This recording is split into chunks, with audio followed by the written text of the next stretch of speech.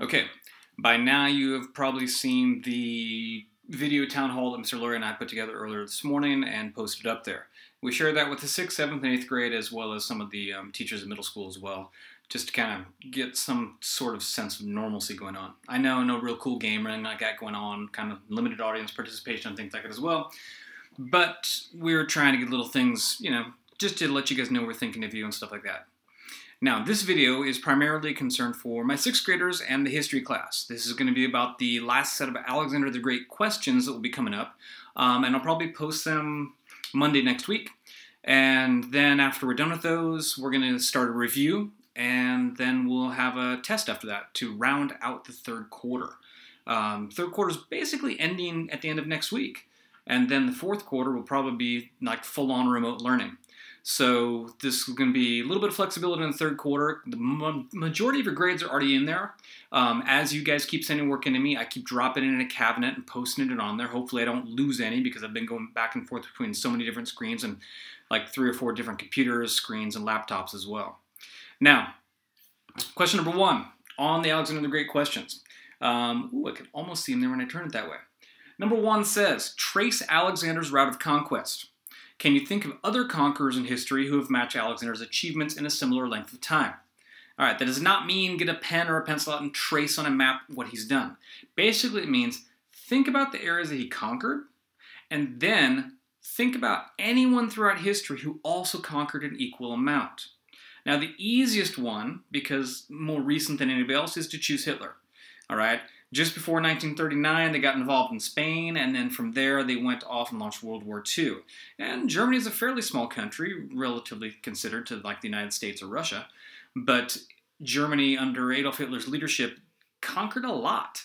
And that would be one of the easiest examples to use. Now don't limit yourself to just an easy example like that. So now that I've said about that example, choose somebody different. All right? So think of a large amount of conquest, all right? Bunch of conquest in a relatively short amount of time. Now, by a short amount of time, I mean, hey, if you conquer a quarter of the known world in 10 years or something, that's substantial. If you conquer 10 or 12 countries in 3 or 4 years, that's substantial. So think about different historical conquerors you could have. Second question. Second question says, do you think Alexander deserved the title the Great? Why or why not? There's no wrong answer to this question. If you say, yes, I think he deserved the title the Great, tell me why. If you say, no, then tell me why also. So this is an open-ended question. This is solely based on your opinion and the facts that you know about Alexander.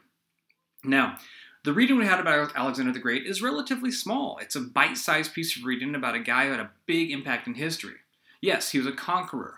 Yes, he united the East and the West, the Persian Empire in the East and the Greek Empire in the West.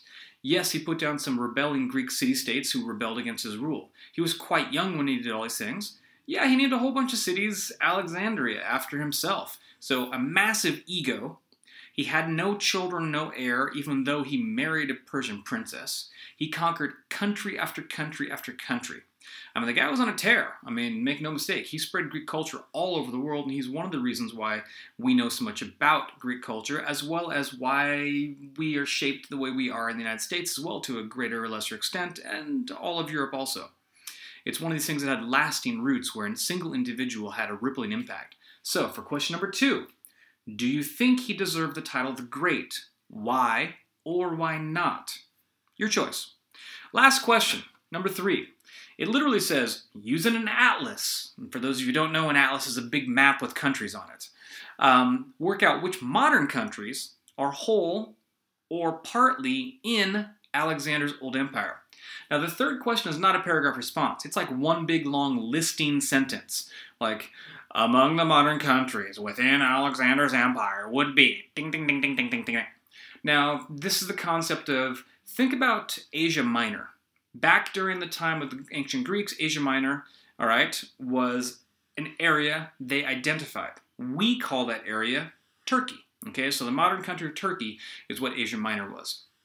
So for question 3, look on a map or go through the reading and then look on a map. Could be any map on the internet.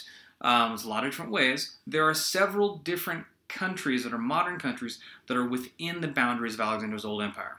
So, question number 1, Find the conqueror that you think did the similar stuff as Alexander did. Question number 2, do you think he's great? Why or why not? And question number 3, tell me some of the countries in the modern world that were in his empire. 1 and 2 are some reasonable paragraphs, okay? Number 3, very short listing sentence, okay? The longest part about it is going to be the number of countries that you put into it. Some of you are going, ooh, I wonder how many few countries I can do. You should have like 6 or 7 at least, okay? More than that would be better. Think about your opinion when you say he's the great, why or why not? And think about what makes someone great in your mind. All right, is Conquest worthy of title being the great? Is building schools and things like that worthy of the title of being the great? Okay, this will be posted next week on Cavnet. This is just something to think about right now. Kind of getting on towards the end of the day here, too, on a Friday. Been kind of weird. The lockdown's in effect. Neighborhoods are fairly quiet. Hope you guys have a good weekend. Get some time, relax, maybe get some fresh air in your backyard. The sun's supposed to be out this weekend, too. Stay safe. Bye.